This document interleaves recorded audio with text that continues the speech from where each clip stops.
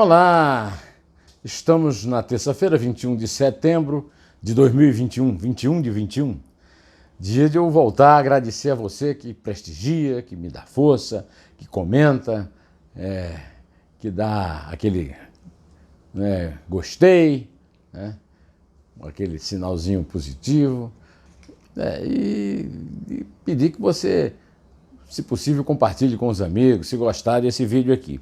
Esse vídeo, é claro, hoje é sobre o discurso de abertura da 76ª reunião, Assembleia Geral das Nações Unidas, pelo presidente do Brasil, Jair Bolsonaro. Para começo de conversa, eu reclamo do tamanho da comitiva, paga com dinheiro público, neste momento, com 14 milhões de desempregados, fome, inflação chegando ao segundo dígito, vésperas da maior crise hídrica da história, sem que o governo nos alerte de nada. Temos a notícia hoje de que a quarta hidrelétrica do mundo, a hidrelétrica de Belo Monte, está com meia turbina funcionando. Meia! É um absurdo. E o governo, desde agosto, o governo não nos avisou de nada, o governo não planejou nada, o governo não tomou nenhuma providência. E aí ele pega, o presidente da Caixa leva para Nova York, o tal do Pedro Guimarães, o ministro do Turismo, Gilson Machado, o Flávio Rocha, secretário de Assuntos Estratégicos, o general Ramos, chefe da Secretaria-Geral da Presidência. Quantos turistas passeando com o nosso dinheiro? E o principal turista, o Bolsonaro, que além de tudo foi lá nos envergonhar. O discurso de abertura, tradição do presidente brasileiro nessa Assembleia Geral da ONU, foi o pior dos 3 horrendos pronunciamentos que ele fez abrindo a Assembleia da ONU. Eu não tenho nenhuma predileção especial pela ONU, não considero isso tudo que estão falando da ONU. Agora, a ONU merecia coisa melhor do que essa porcaria de discurso que o Bolsonaro leu depois de um longo discurso do Guterres e depois de tomar uma esnobada do Joe Biden. O presidente dos Estados Unidos falou depois dele e deu aquela atrasadinha para não ter que cruzar com ele e ter de cumprimentar, Mas olha, antes disso, teve o discurso propriamente dito. Eu tomei algumas notas, vou tomar a liberdade aqui de consultá-las. Em primeiro lugar, o discurso não é apenas uma mentira, é um delírio. Os outros eram muito mentirosos, mas o Bolsonaro não consegue fazer nada sem mentira. A campanha dele foi uma mentira, um monte de compromisso que assumiu e que não consegue cumprir. Agora, desta vez, ele delirou. Por exemplo, ele disse que o Brasil real é diferente da falsa imagem traçada no mundo pela mídia. Então ele, para agradar o seu públicozinho de chiqueirinho na porta do Palácio da Alvorada, ele já aproveita e esculhamba a mídia mundial. A mídia mundial não tem nada a ver com o desastre que é o desgoverno dele e não tem nenhuma responsabilidade pelo fato dele ser um mentiroso contumaz. Mas ele reafirma a sua principal narrativa. A culpa não é dele, a culpa é da notícia. A culpa não é do fato delirante que ele inventa, mas de quem o noticia.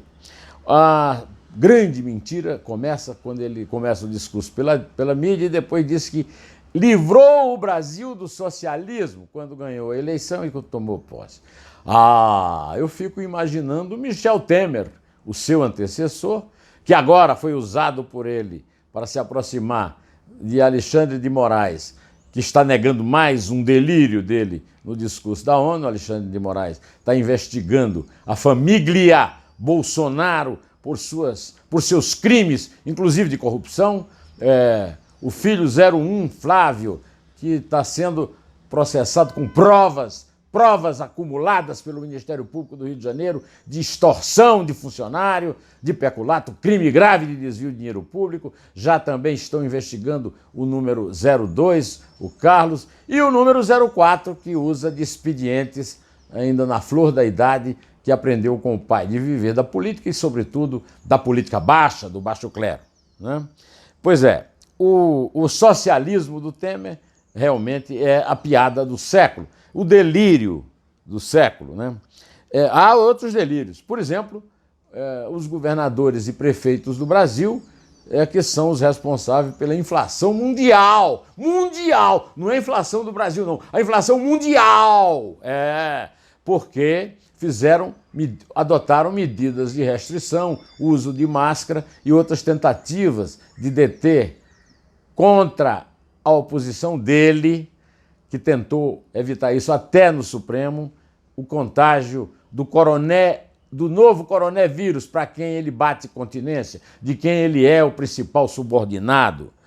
Ele até lamentou o número de mortes do mundo e esqueceu de contar quantas no Brasil.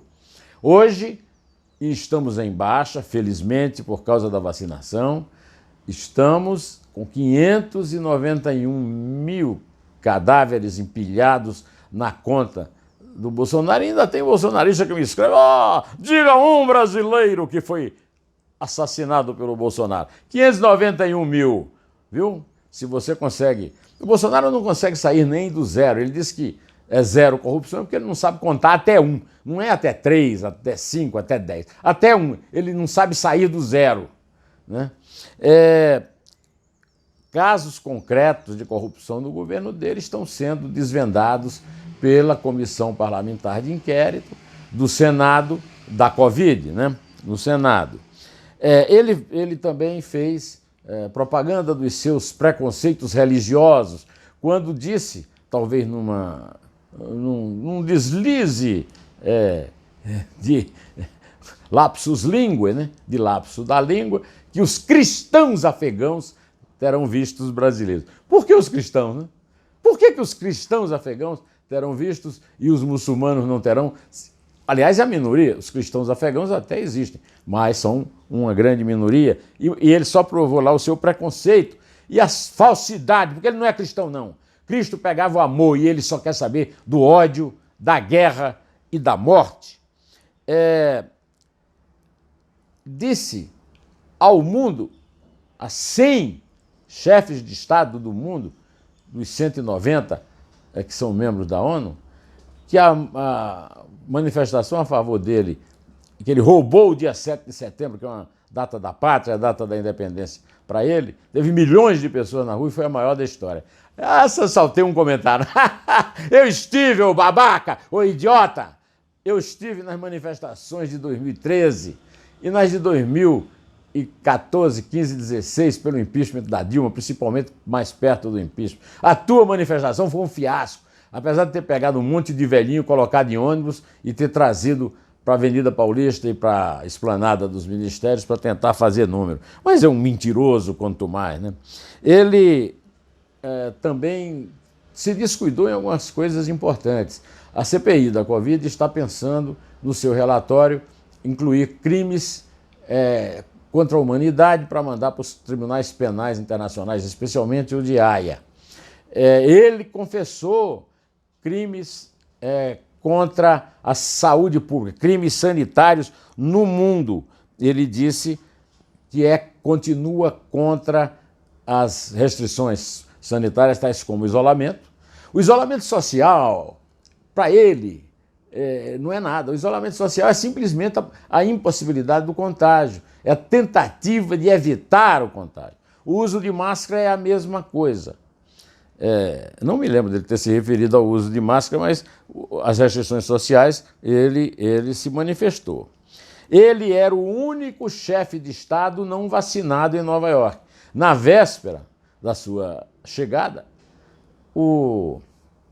aliás, no dia da sua chegada, o prefeito de Nova York, Bill de Blasio, disse que se ele não quisesse se vacinar, que não fosse a Nova York. Nova York não precisa dele e não precisa mesmo. Ele foi e levou 15 puxa-sacos, comitiva, pagos por nós, né? Aliás, teve um encontro de um chefe importante de Estado, que também era negacionista, e podia ter usado o exemplo dele. Os bolsonaristas, foi recebido pelo premier do Reino Unido, o Boris Johnson.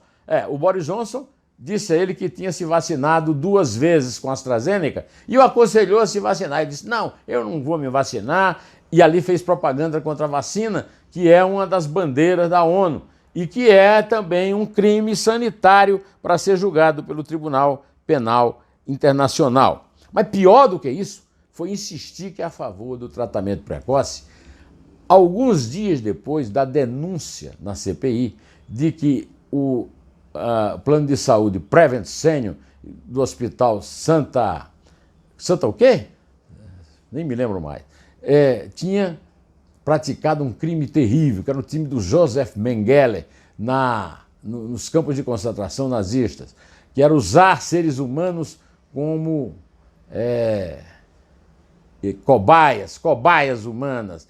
E a CPI já encontrou, através de um grupo de juristas chefiado por Miguel Reale, o crime dele específico, porque ele levou para a sua live das quintas-feiras o executivo, oculto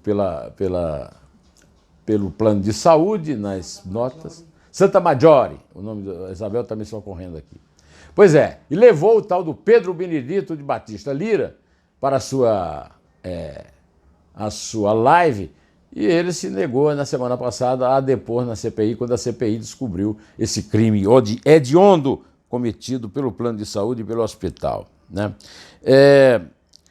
A Joyce Hasselman publicou, no meio das comemorações lá do Bolsonaro, uma nota, um post bastante duro contra. Ela lembrou que houve, nessa última semana, um recorde trágico.